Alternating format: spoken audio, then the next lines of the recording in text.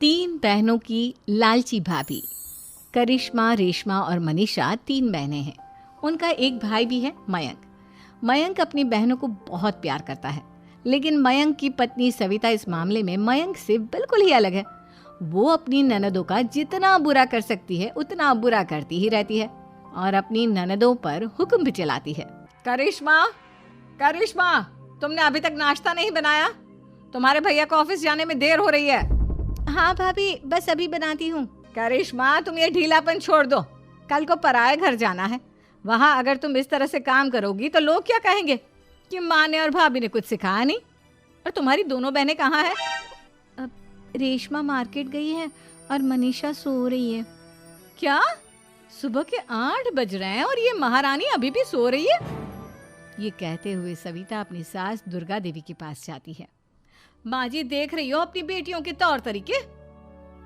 क्या हुआ बहू, सुबह सुबह क्या कर दिया मेरी बेटियों ने?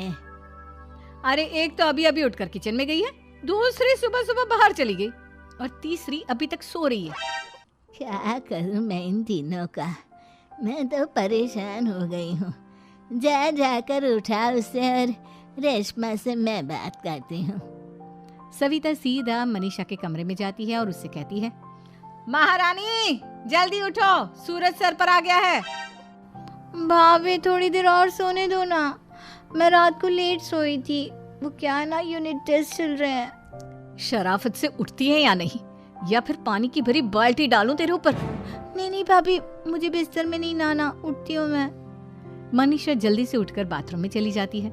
सभी आराम से बैठकर नाश्ता कर रहे होते कि तभी रेशमा बाजार से हाथ में सामान लिए आ जाती है। रेशमा को देखते ही सविता उस पर बरस पड़ती है। लो, आ गई महारानी। ऐसा भी क्या सामान लाना था जो सुबह आंख मलते ही बाजार की तरफ रवाना हो गई? भाभी, कल आप ही तो चीख रही थी कि घर का सारा सामान मुझे ही लाना पड़ता है, घर में किसी को भी किसी काम से कोई लेना देना नहीं है। अब मैं बाजार जाकर सामान ले आई तो आपको इस बात से भी तकलीफ हो रही है? देख रही हो माँ जी, अपनी बेटी की जुबान कैंची से भी तेज चलती है। और मयंक, आप तो कुछ कहेंगे नहीं अपनी लाडली बहन को। रेशमा, अपनी भाभी से ऐसे बात नहीं करते। चलो माफी मांगो। भैया, मैं क्यों माफी मांगू? आप भाभी से बोलिए ना कि हम पर कम हुक्म चलाया करे। हम इस घर की बेटियां हैं और आपकी पत्नी की ननद है, नौकरानी नहीं। लो कर लो बात। इनकी भलाई के लिए कुछ भी बोलो तो इन्हें बुरा लग जाता है। इस घर में यही इज्जत है मेरी। देख लो माँ जी, आपकी बेटी किस लहजे में मुझसे बात कर रही है। सविता वहां से चली जाती है। मयंक को बहुत गुस्सा आता है, वो भी वहां से चला जाता है। फिर करिश्मा रेशमा को समझाती है, रेशमा, तुम्हें भाभी से माफी मांग लेनी चाहिए थी ना। लेकिन दीदी, मैंने कुछ किया ही नहीं, तो मैं माफी क्यों मांगू? हाँ करिश्मा दीदी, रेशमा दीदी जैसे ही घर में आई भाभी ही उन पर चिल्ला रही थी। हाँ, मैं मानती हूँ कि गलती भाभी की थी। मैं तो इसलिए बोल रही हूँ कि भाभी ने माँ को तो पूरी तरह अपने वश में कर लिया है। वो हमारी बात सुनती ही नहीं। मयंक भैया हमारे लिए हमेशा खड़े रहते हैं, इसलिए उनकी बात का मान तो तुम्हें रखना चाहिए था ना। कोई फायदा नहीं दीदी, कुछ दिनों की बात और है, भाभी उन्हें भी हमारे खिलाफ भड़का देंगी। फिर वो भी माँ की तरह हमारी किसी बात का विश्वास नहीं करेंगे। इसी तरह सविता अपनी तीनों ननदों को किसी न किसी बात पर परेशान करती रहती थी। एक दिन मयंक अपनी तीनों बहनों के लिए गिफ्ट लाया। क्या रेशमा, ये तुम्हारे लिए हार का सेट। रेशमा, तुम्हारे लिए सुंदर सी ड्रेस। और मनीषा, तुम्हें किताबें पसंद है ना, तुम्हारे लिए किताबें लाया हूँ। थैंक यू भैया। थैंक यू भैया। थैंक यू भैया। करिश्मा, तुम्हारा नेकलेस कितना सुंदर है, ये भैया कहाँ से ले आए होंगे? मैंने भैया को 3 दिन पहले फोन पर ये डिजाइन दिखाया था और आज भैया ये ले आए। सविता तो अपनी ननदों के गिफ्ट्स देखकर जल गई और करिश्मा का नेकलेस तो उसे भी बहुत पसंद आया था। अपनी बहनों के लिए कितना अच्छा नेकलेस लेकर आए हैं, मुझे कभी कोई गिफ्ट नहीं दिया। मैं आज ही ये हार चुरा लूंगी। रात में सविता करिश्मा का हार चुरा लेती है और इसी तरह उसे अपनी ननदों की जो भी चीज़ अच्छी लगती वो उसे मांगती नहीं, बल्कि रात के अंधेरे में चुरा लेती। इसी तरह दिन बीतते गए और सविता ने मयंक के दिल में भी उसकी बहनों के लिए नफरत पैदा कर दी। एक दिन मयंक ने करिश्मा और रेशमा के लिए रिश्ता देखा और ये बात उसने घर में सबको बताई। माँ, करिश्मा और रेशमा के लिए बहुत अच्छा रिश्ता आया है, वो लोग कल इन्हें देखने आ रहे हैं। आप और सविता मिलकर सारी तैयारी कर लेना। ये सुनकर करिश्मा और रेशमा खुश हो जाती हैं, लेकिन सविता सोचती है, अगर इन दोनों बहनों की शादी हो गई तो घर और बाहर का काम कौन करेगा? मनीषा तो एक नंबर की कामचोर है, उससे तो किसी बात की उम्मीद लगाना ही बेकार है। मुझे इस शादी को रोकना होगा। अगले दिन सभी लड़के वालों के स्वागत की तैयारी करने में लगे होते हैं। तभी मयंक अपनी बहनों से आकर कहता है, तैयार हो गई तुम दोनों? देखो दोनों लड़के बहुत अच्छे हैं, मैं कोई कसर नहीं छोड़ना चाहता, इसलिए तुम उनके सामने अच्छे से बिहेव करना और अपनी भाभी से लड़ने मत लग जाना। करिश्मा, तुम वो नेकलेस पहन लो ना जो मैं तुम्हारे लिए लाया था। भैया मैं बहुत देर से वो नेकलेस ढूंढ रही हूँ, लेकिन मुझे मिल ही नहीं रहा। क्या तुमने नेकलेस खो दिया? तुम्हें पता भी है वो कितना महंगा था? तुम कोई काम ढंग से नहीं कर सकती। मयंक गुस्से में वहां से चला जाता है। थोड़ी देर बाद लड़के वाले भी आ जाते हैं। वो दोनों बहनों को पसंद कर लेते हैं और रिश्ता पक्का हो जाता है। लेकिन सविता के दिमाग में तो कुछ और ही खिचड़ी पक रही थी।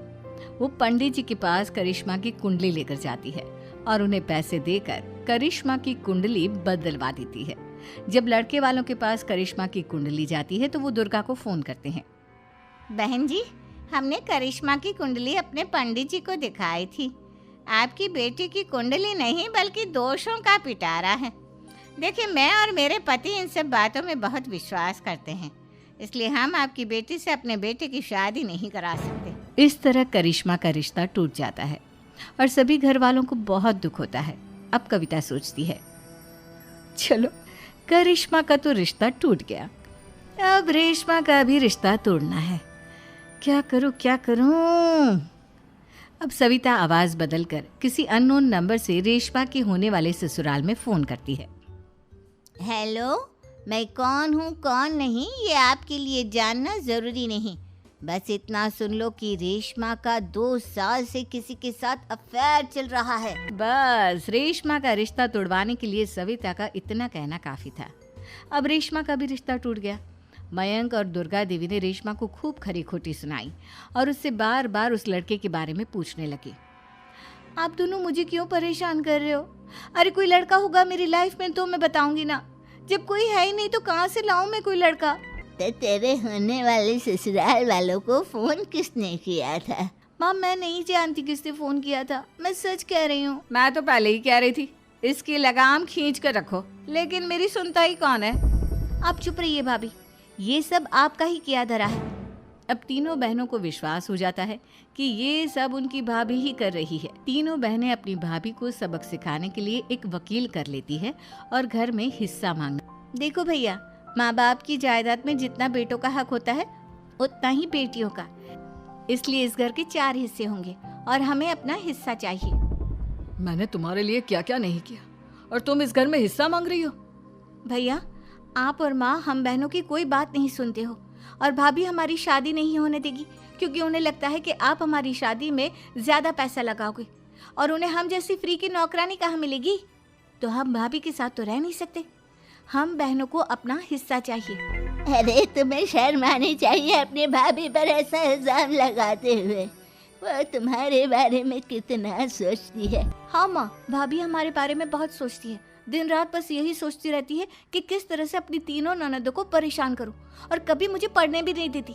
दोनों बहनों का रिश्ता भी तो इन्होंने ही तोड़वाया है और रात में हमारे कमरे में आकर हमारी चीजें भी चुराती हैं। इसी तरह सविता की तीनों ननदें अपनी बात पर अड़ी रही। अब कोर्ट में तारीख भी शुरू हो गई।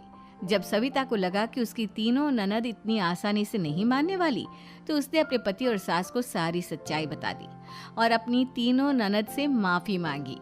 मयंक और दुर्गा को भी अपनी गलती का एहसास हो गया। अब सविता खुद करिश्मा और रेशमा के लिए अच्छा रिश्ता ढूंढती है और उनकी शादी करवाती है।